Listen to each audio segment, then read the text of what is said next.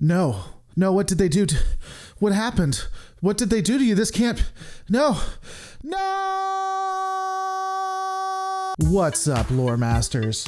The Defiant class starship was first conceived as a response to fight and kill the Borg. Ultimately, the design was mothballed until the Dominion Cold War would necessitate the resurgence of the project. Since then, the class has served with distinction and pride, including its presence being notable at the Battle of Sector 001, the first and second Battle of Deep Space Nine, Operation Return, the Battle of Cardassia, and other engagements. Initially classified as an escort vessel, Starfleet would somewhat admit its use as the design would be reclassified as a tactical escort in the 25th century. As we've seen in the past, the weapons and subsystems of the ship would be updated with the passage of time.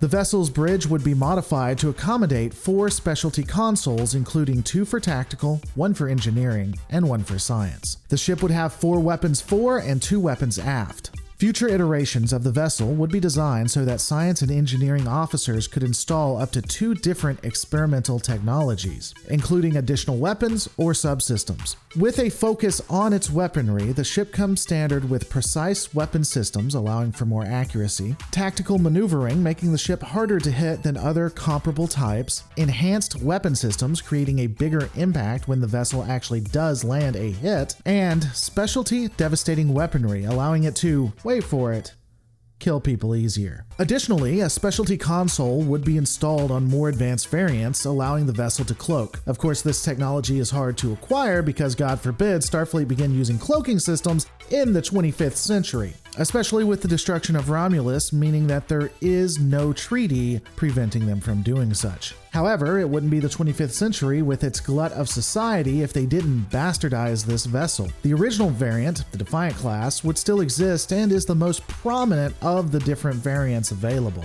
The Galliant class would be launched in 2399 as a response to the failure of the Khitomer Accords in 2399, because why wouldn't they make a ship that looks like it deserved to be in the original series? Why not regress it?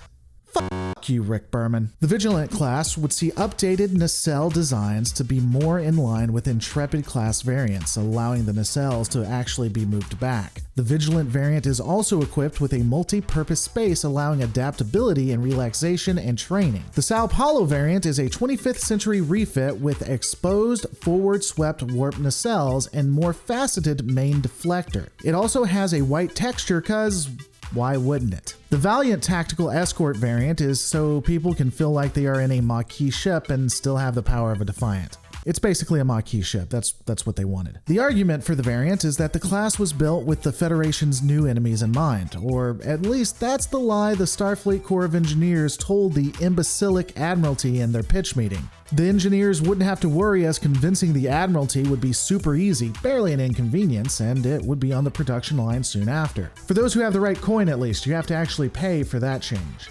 The vessel could be modified for admirals to use as their flagship, which is great. It's nice to finally talk about a ship that should justifiably have an admiral on it. Ultimately, the Defiant class is one of the most distinguished, and it's nice to still see it in service and be one of the most powerful vessels in Star Trek Online, and in the Alpha Quadrant. Even if we can show on the doll where they hurt it so bad.